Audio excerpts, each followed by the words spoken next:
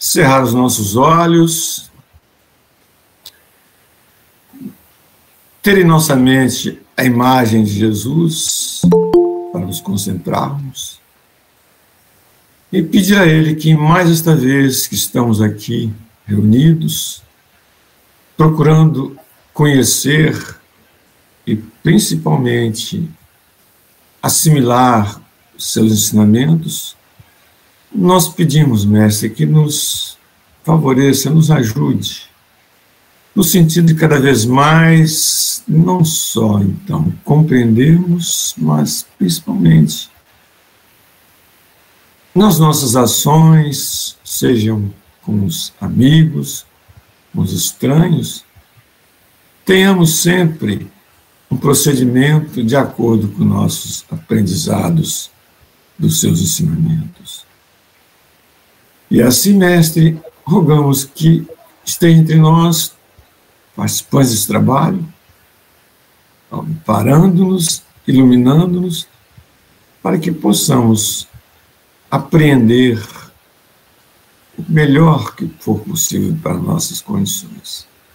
Agradecemos, então, e rogamos que esteja conosco em mais esta vez. Que assim seja.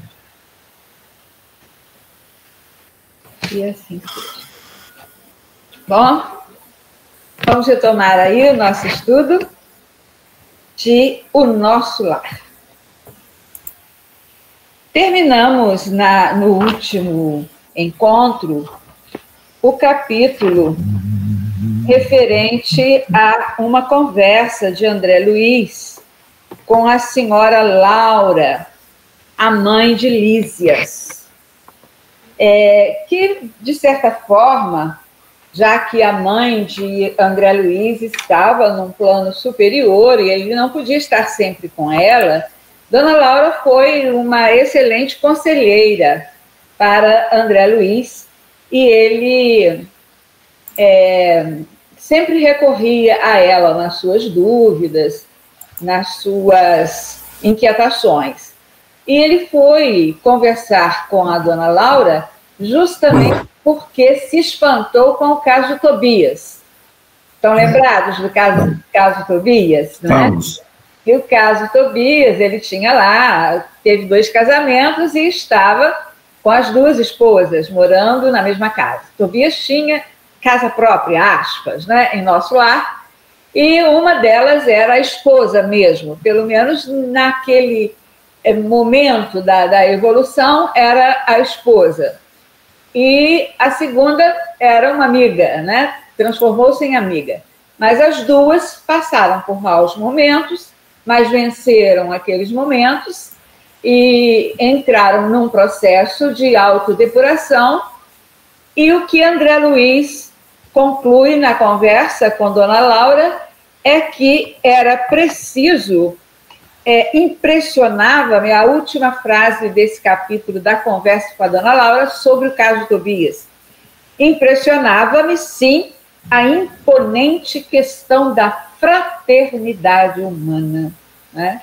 Porque aqueles espíritos que estavam ali convivendo pacificamente, harmoniosamente, estavam vivendo a fraternidade.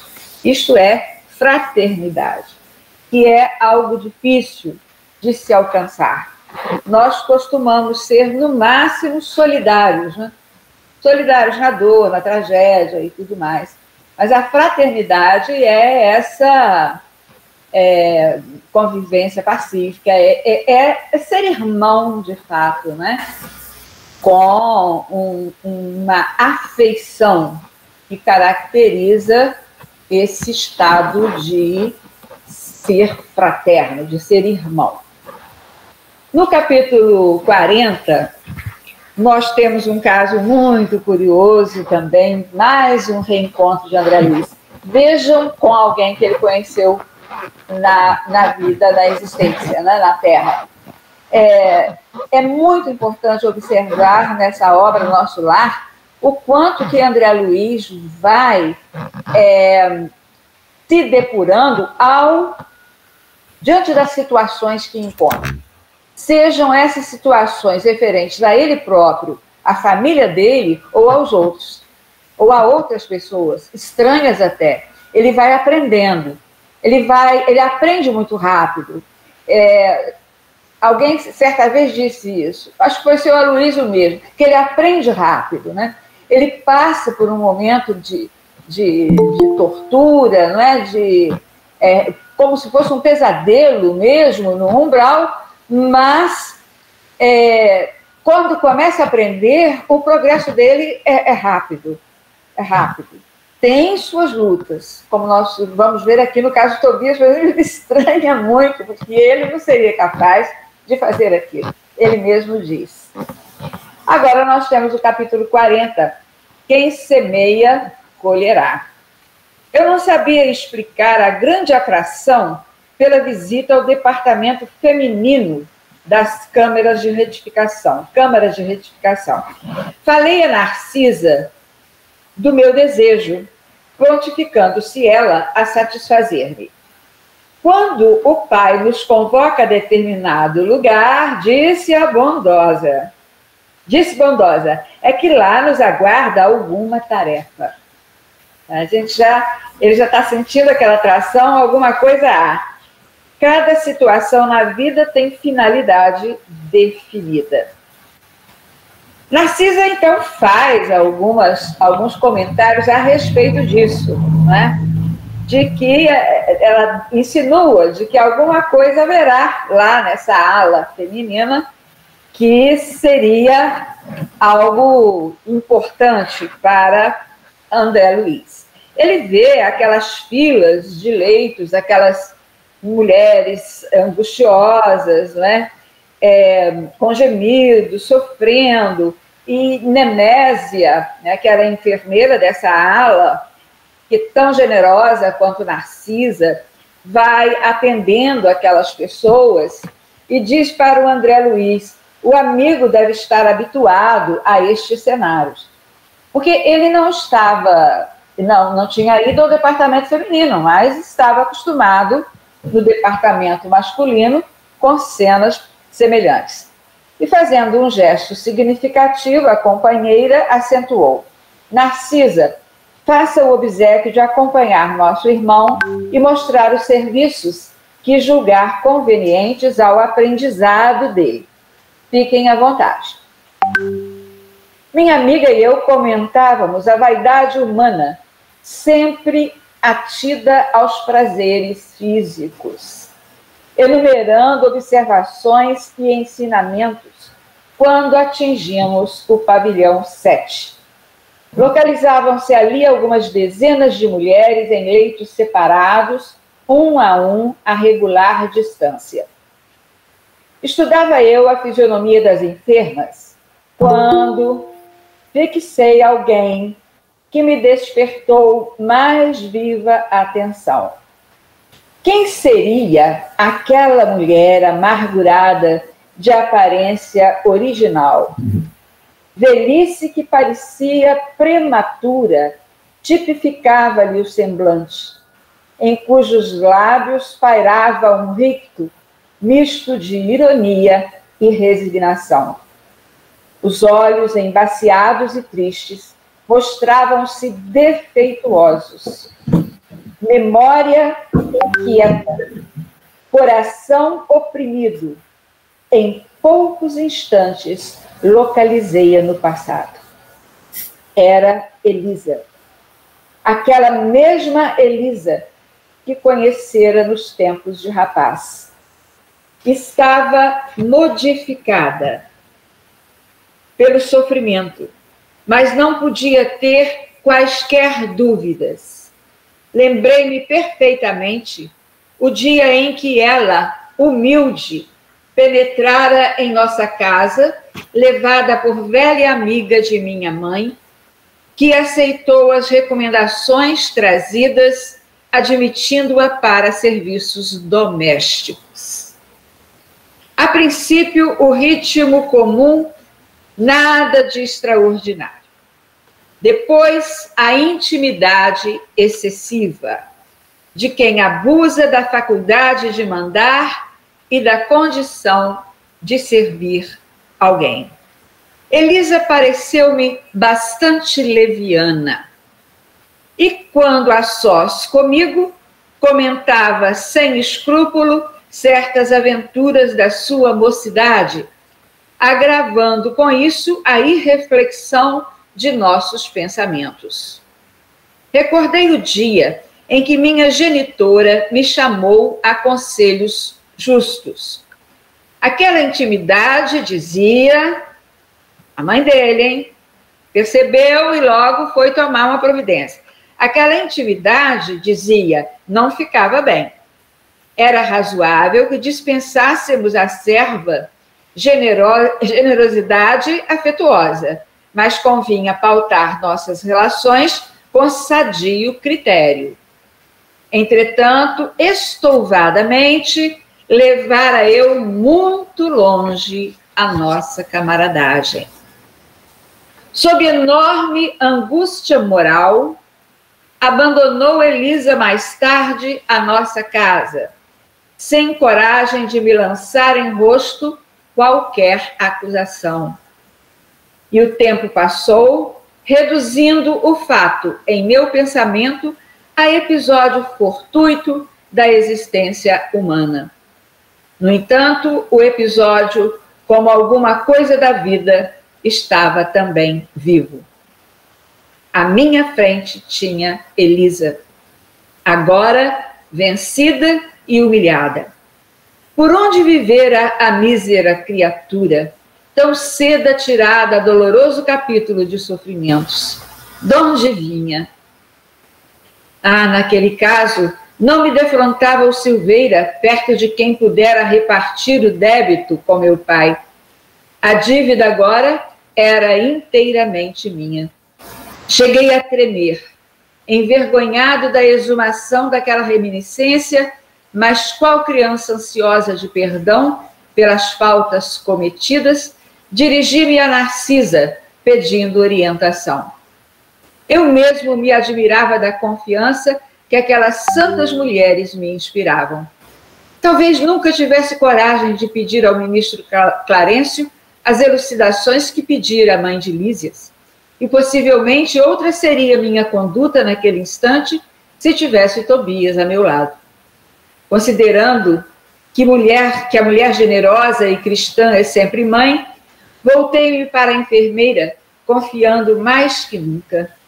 Narcisa, pelo olhar que me endereçou, parecia tudo compreender. Comecei a falar, contendo o pranto, mas a certa altura da confissão penosa, minha amiga obtemperou: não precisa continuar. Adivinha o epílogo da história, não se entregue a pensamentos destrutivos. Conheço o seu martírio moral, de experiência própria. Entretanto, se o Senhor permitiu que reencontrasse agora esta irmã, é que já o considera em condições de resgatar a dívida. Vendo a minha indecisão, prosseguiu: não tema, aproxime-se dela e reconforte-a. Todos nós, meu irmão, encontramos no caminho os frutos do bem ou do mal que semeamos. Essa afirmativa não é frase doutrinária, é realidade universal. Vejam bem, esta afirmativa não é frase doutrinária, é realidade universal. Tenho colhido muito proveito de situações iguais a esta. Bem-aventurados os devedores em condições de pagar. E percebendo-me a resolução firme de empreender o necessário ajuste de contas, acentuou: vamos, mas não se dê a conhecer por enquanto. Olha a prudência. Não se dê a conhecer por enquanto. Quer dizer, ela sugere que ele se aproxime de Elisa, mas que não se dê a conhecer por enquanto. Então, a aproximação vai ser aos poucos, né? Devagar.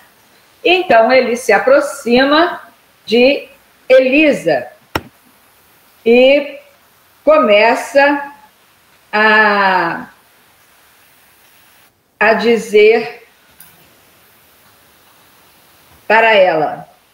Ela diz o seguinte, a Narcisa, sobre a Elisa, que havia 3 meses que fora recolhida as câmaras de retificação. Interessado em castigar a mim mesmo diante de Narcisa, para que a lição me penetrasse na alma em caracteres indeléveis, perguntei: e sua história, Elisa? Deve ter sofrido muito. Aí ela: para que lembrar coisas tão tristes?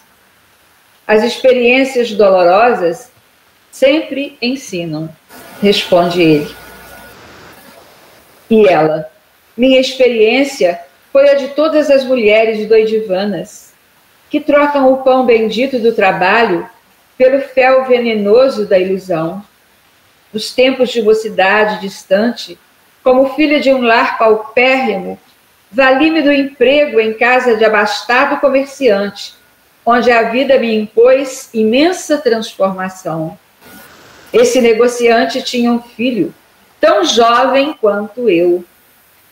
E depois da intimidade estabelecida entre nós, quando toda a reação de minha parte seria inútil, esqueci criminosamente que Deus reserva o trabalho a todos que amem a vida sã, por mais faltosos que tenham sido. Observem que realmente os dois são responsáveis pelo que houve.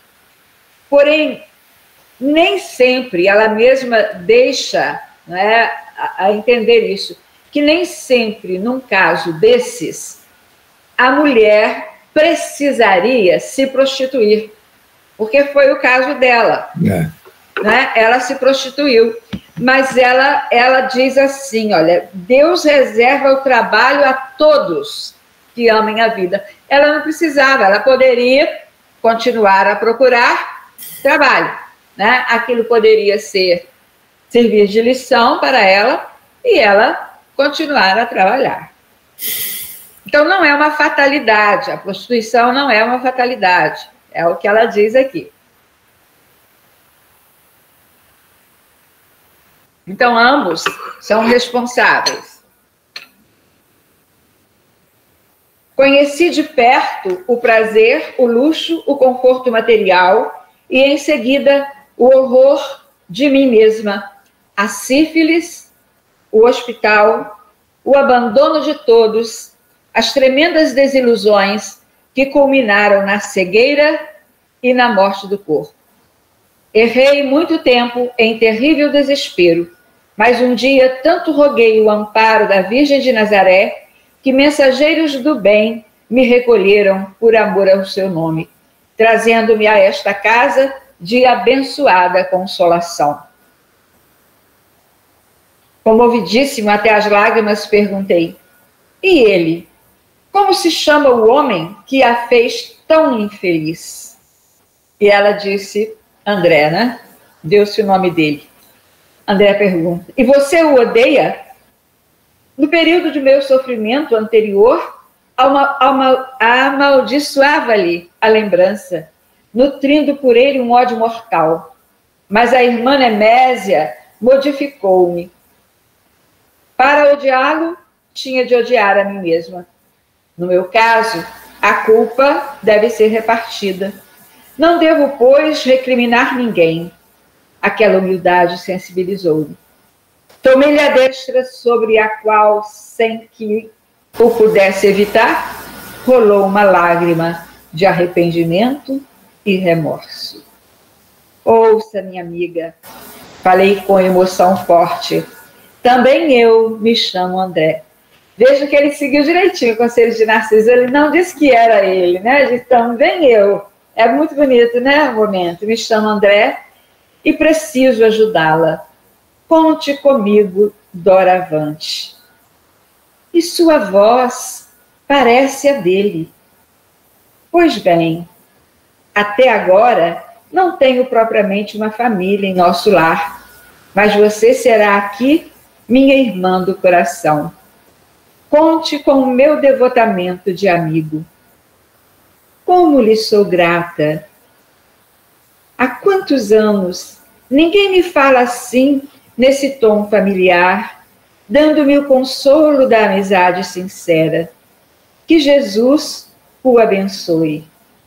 Nesse instante, quando minhas lágrimas se fizeram mais abundantes, Narcisa tomou minhas mãos maternalmente e repetiu: que Jesus o abençoe.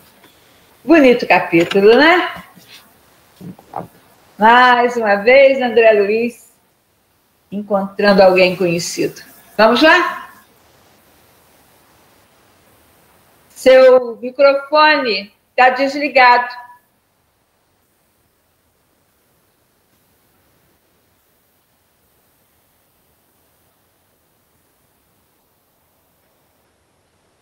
Está conseguindo, não, seu Luiz? Agora consegui. Está vendo? Agora. Então, como é que ele se aproxima dela? É uma sintonia, que, a meu ver, do devedor com o credor. Porque se não fosse o momento, ele não teria se aproximado dela.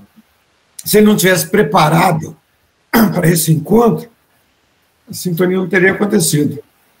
É verdade. Isso acontece também entre nós encarnados, com certeza. É sim, é sim. A gente, sem querer, se aproxima daquele que tem uma conta ajustada.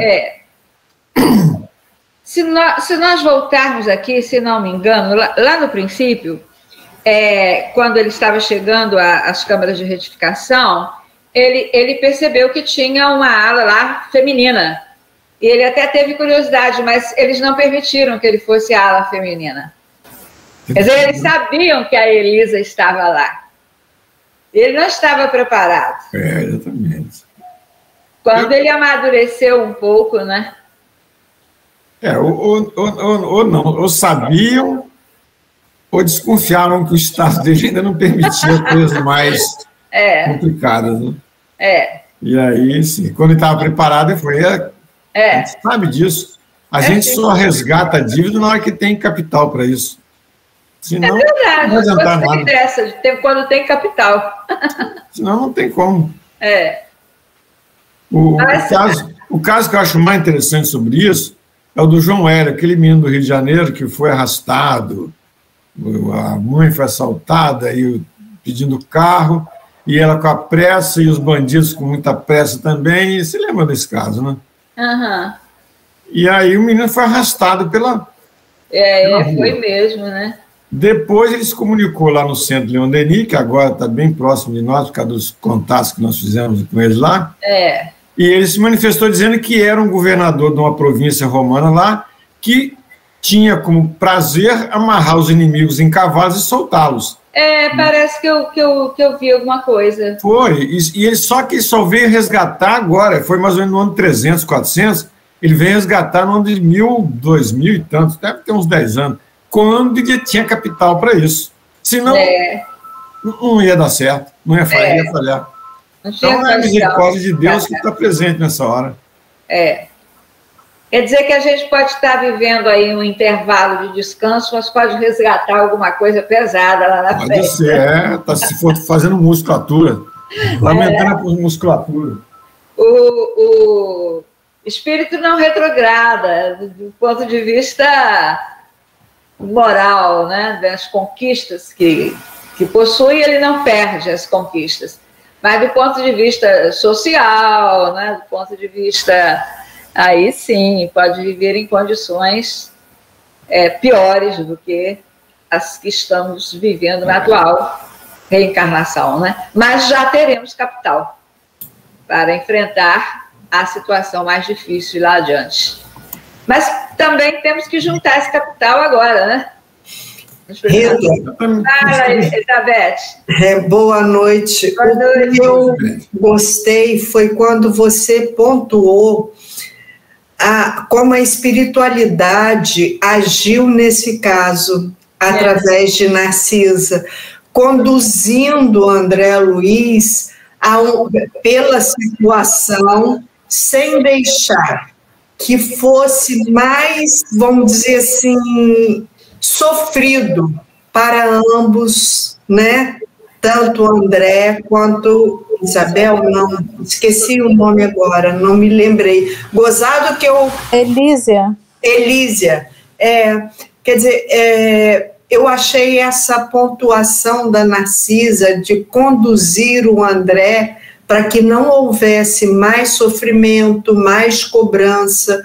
Muito bonito. Seria só isso. Gostei demais desse pedaço. É verdade. Tem que ser... Isso serve para a gente também, né? Porque nós temos de ler o que se passa no mundo espiritual, mas entendendo também que nós vivemos situações semelhantes aqui, né? Podemos encontrar alguém que tenhamos conhecido em outra época e que nós e a pessoa, né, tenhamos vivido alguma situação delicada. Então é preciso haver uma aproximação muito respeitosa, muito cuidadosa, né, afetuosa, sem invasão, né, respeitando o sentimento do próximo, né, e a privacidade mesmo, né. Mais alguma coisa, gente? Eu também achei, Narcisa. Narcisa é ótima, né? Mais alguma colocação, crianças? Bonito, né? Temos tempo para continuar. Um fato, eu já fiz essa experiência, eu tenho até alguma coisa escrita de estudos anteriores. Se vocês estiverem aí dispostos, eu posso passar um texto para vocês com as perguntas do Livro dos Espíritos que se encaixam perfeitamente nessa obra do André Luiz, praticamente em todas as obras, né? A gente pode fazer esse paralelo. Mas aqui, desde o primeiro capítulo, nós temos questões do Livro dos Espíritos que se encaixam perfeitamente nessas experiências do André Luiz. É impressionante. Fazer o estudo do nosso lar, aliás, nós estamos começando a fazer isso aqui em Laje, porque começamos um estudo presencial aos sábados. Então, nós estamos fazendo o Livro dos Espíritos, porque chegou gente nova também, estamos fazendo o Livro dos Espíritos com todos os cuidados, cadeiras longe, uma da outra, máscara e tal, todo mundo vacinado, mas estamos começando o estudo presencial com Livro dos Espíritos e Nosso Lar. Mas estamos começando passo a passo, né? E então tá começando a dar certo. Se vocês quiserem, eu coloco um texto. Passagem tal do André Luiz, Livro dos Espíritos, questão tal. É muito interessante. Não, vale a pena. Não é? Eu acho que vale a pena. Ótimo, ótimo sim, Rita. Pode. Não é? Eu vou passar para vocês. Eu vou ver direitinho aqui, vou digitar direitinho para passar para vocês. Vou ver se eu faço uma cópia do que eu tenho, se estiver ruim eu faço de novo, tá? Então, eu acho que a gente pode ver. Acho que tem tempo, não é, Márcio? Para a gente dar uma olhada aqui, pelo menos no que vai acontecer. Hein? Não é? Então, eu acho que a gente pode dar uma adiantadinha aqui, porque esse capítulo... Oi? Fala.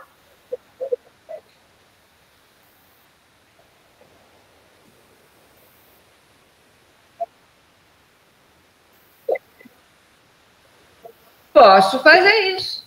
Perfeitamente, perfeitamente. Claro que sim. Já vou começar. Daqui para frente, eu já vou fazer a associação com o Livro dos Espíritos. Tá bom? Tudo bem. No capítulo 41, o André Luiz volta à questão da guerra. Houve um capítulo, não me lembro o número do capítulo, lá atrás, no princípio, em que a colônia... Como é que se chamava a colônia, gente? Uma colônia mais, assim, próxima, né, aos acontecimentos da Terra. Impressionante apelo, o posto de socorro chamado Moradia, faz um apelo pedindo orações porque estava prestes a ocorrer a Segunda Guerra Mundial.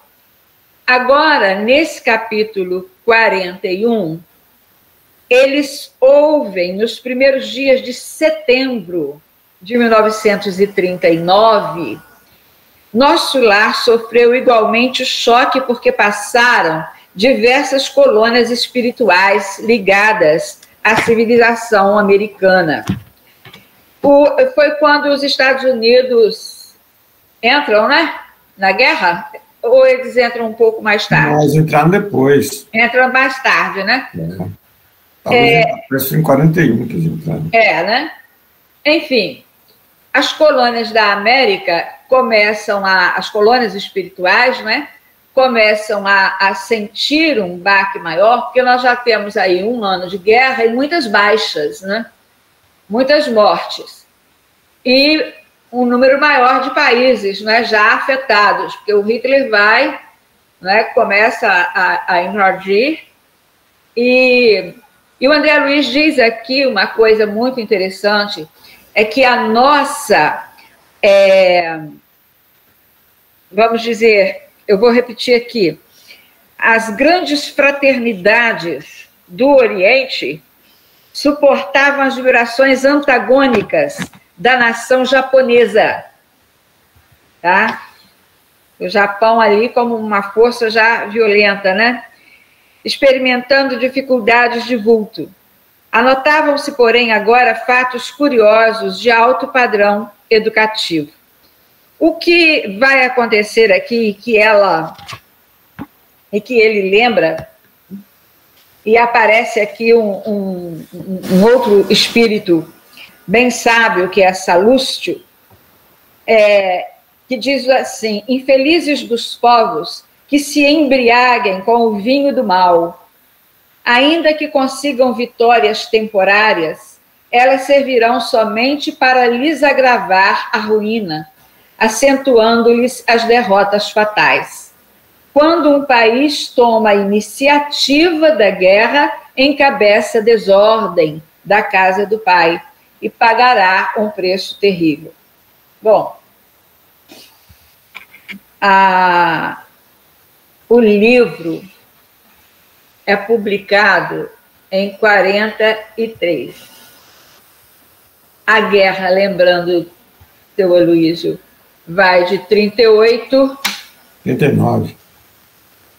Mas ela não explode em 38, não? Não, 39. 39 mesmo, né? 39 a 44? 45.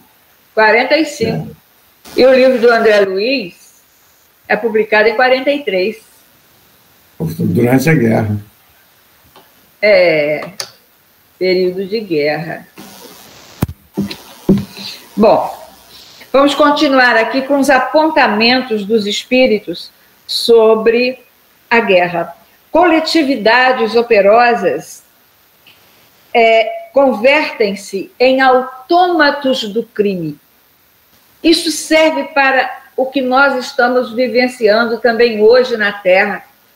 Coletividades tornam-se autômatos do crime. Os fanáticos, por exemplo, religiosos, político-religiosos, né?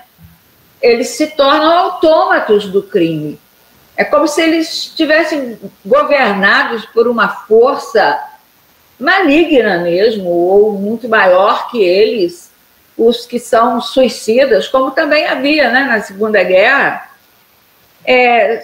Então, legiões infernais precipitam-se sobre grandes oficinas do progresso comum, transformando-as em campos de perversidade e horror. Por falar nisso, já lembramos aqui uma questão de O Livro dos Espíritos. Não sei se vocês se lembram dela. Agora, como eu estou sem O Livro dos Espíritos aqui, a questão é a seguinte: Kardec pergunta se aquele homem que mata na guerra, o grau de culpa, de responsabilidade do soldado que vai à guerra e mata, né, o inimigo. Os espíritos respondem que ele está cumprindo o dever. Mas, se ele toma o gosto de matar... Quinte. Não é isso? Se ele pega, se ele faz isso por gosto, por prazer, ele vai ter uma carga muito grande de responsabilidade. Né? Porque se ele está ali lutando e atira, né?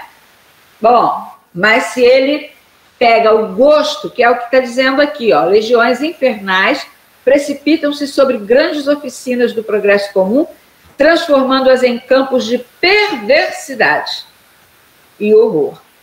Mas, enquanto os bandos escuros se apoderam da mente dos agressores, os agrupamentos espirituais da vida nobre movimentam-se em auxílio dos agredidos, quaisquer que sejam os agredidos, de um lado ou de outro, né, daqueles que lutam.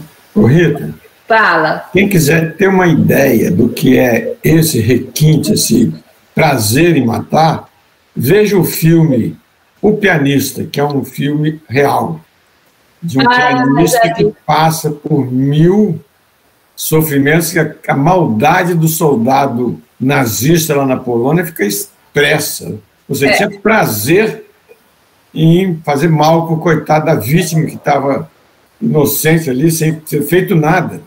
Sem ter feito nada. É o prazer, o ódio. Aliás, é uma cultura do ódio, né? Hitler foi desenvolvendo esse gosto, essa coisa do ódio, né? O nacionalismo doentio. É aqui, 39 aqui, está exatamente aí, o seu Aloysio. É o caso da Polônia, que está entrando aqui. Acho que eu acho que sim. Vamos seguir aqui para ver, para confirmar. Devemos lastimar a criatura em oposição à lei do bem. Com mais propriedade, devemos lamentar o povo que olvidou a justiça. Né? Logo após os dias que assinalaram as primeiras bombas, as primeiras bombas na terra polonesa, encontrava-me ao entardecer nas câmaras de retificação, junto de Tobias e Narcisa, quando o inesquecível clarim, vejam que coisa linda que vai acontecer agora, linda e triste, né? Ouve-se o som de um clarim em nosso lar, por mais de um quarto de hora. Profunda emoção nos invadira. Observem, isso aqui é para a gente ter uma ideia, né? As câmaras de retificação, elas ficam subterrâneas no nosso lar. Então, para eles irem à rua, eles têm que subir. Então, o som vem da rua. Aí, eles sobem até a rua. E a coisa que eu ia dizer lá atrás, com relação à América, toda a vida psíquica americana teve na Europa sua origem. Teremos grande trabalho em preservar o novo mundo. A clarinada fazia-se ouvir com modulações estranhas. E eles vão passando pelos grupos, e ouvindo, meu livro está assinalado, por isso que está fácil dar essa lida. Eles vão passando pelos grupos e vendo e ouvindo os comentários. Agora as pessoas estão indo, não é, para as ruas, depois do som desses clarins, estão indo para as ruas e vão se juntar lá na praça da governadoria. E então, um diz assim, o Tobias, por exemplo, eles passam perto de pontos luminosos no céu, o som dos clarins e pontos luminosos no céu. E a Narcisa explica que são que estes sons, que esse chamamento vem de espíritos de alta hierarquia, Aliás, o Tobias completa, esse clarim utilizado por espíritos vigilantes de elevada expressão hierárquica. Depois que eles passam um tempo ali na rua, regressando ao interior das câmaras, tive a atenção atraída para enormes rumores provenientes das zonas mais altas das colônias, onde se localizavam as vias públicas. Ele está lá nas câmaras de retificação. Tobias confiou a Narcisa certas atividades de importância junto aos enfermos e convidou-me a sair. Então, ele vai para as ruas. Agora sim, desculpem aí o adiantamento.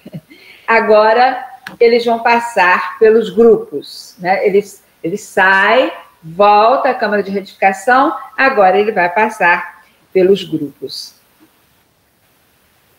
E vai ouvindo os comentários. O que será de nós, diz uma senhora, no auxílio, no Ministério do Auxílio, que nós vamos conhecer depois.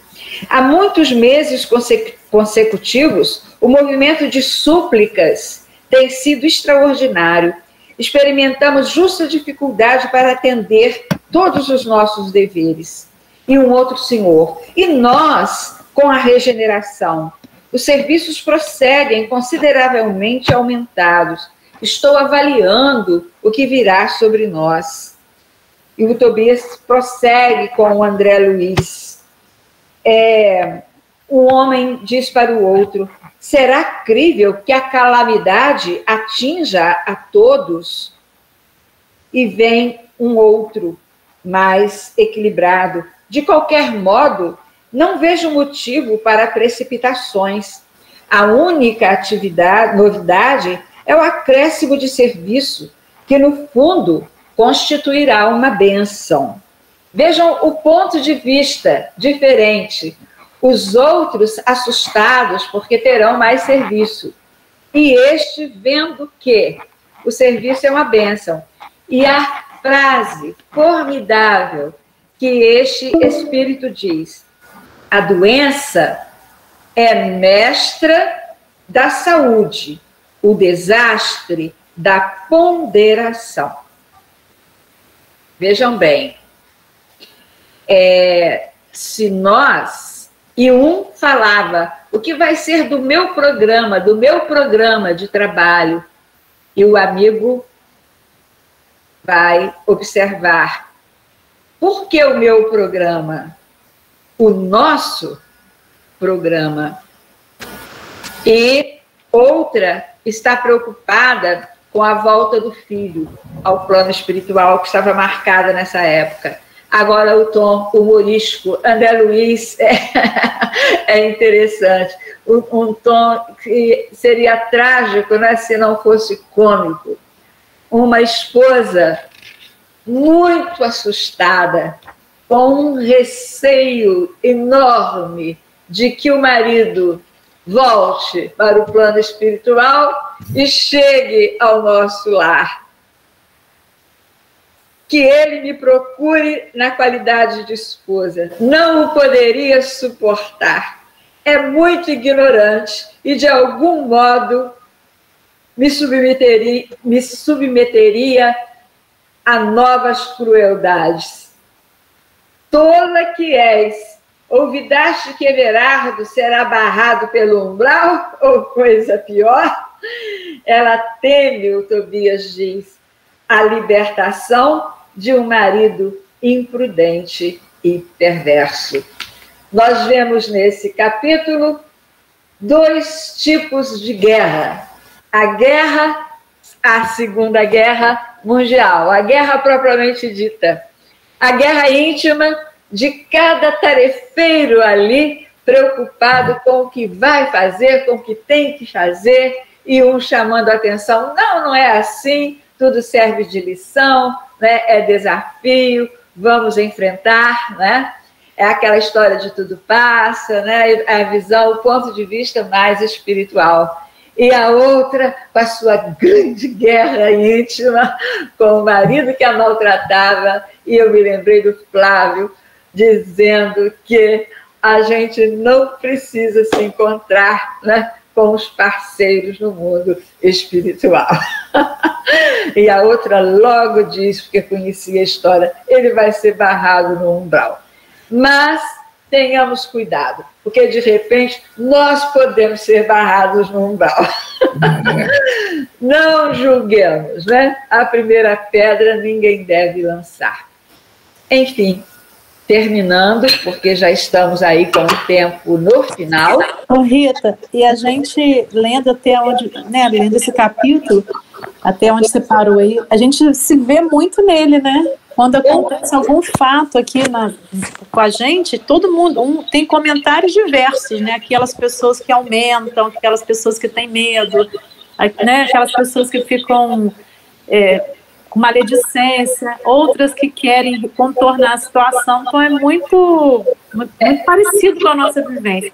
Aí uma coisa que me chamou a atenção, assim, que no nosso lar, talvez uma visão ingênua, não teria esse tipo de comentário mais, assim, talvez, né? Tipo assim, esses comentários ainda negativos, vamos dizer assim, porque a gente tem uma visão que o nosso lar é melhor, né? Assim, as vibrações, a sintonia, o pensamento. Então, quando a gente lê que lá também existem pessoas que têm essa sintonia baixa, né?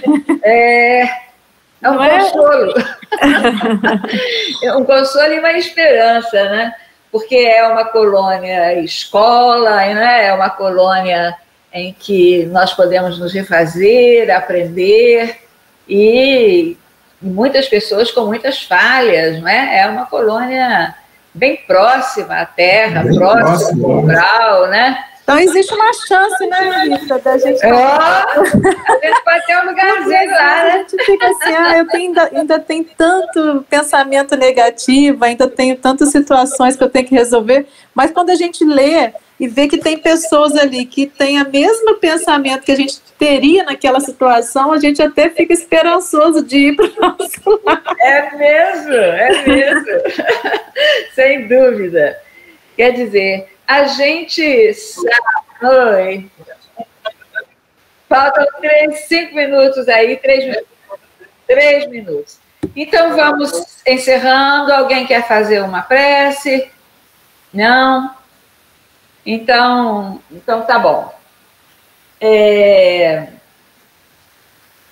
Senhor Jesus, nós agradecemos a oportunidade de mais um encontro e solicitamos dos espíritos que nos envolveram nesses momentos que continuem conosco no desdobramento do sono nessa noite e em todos os dias subsequentes, para que possamos nos reformar, ter coragem para vencer as nossas dificuldades, rumo à fraternidade universal, além do espaço comum das nossas relações. Que pensemos no mundo, no universo, em Deus, em nós, Deus dentro de nós, em cada um dos nossos semelhantes. Deus como chama da inteligência suprema. Deus, como Jesus disse, luz em cada um de nós. Vós sois deuses. Sejamos luz para nós mesmos.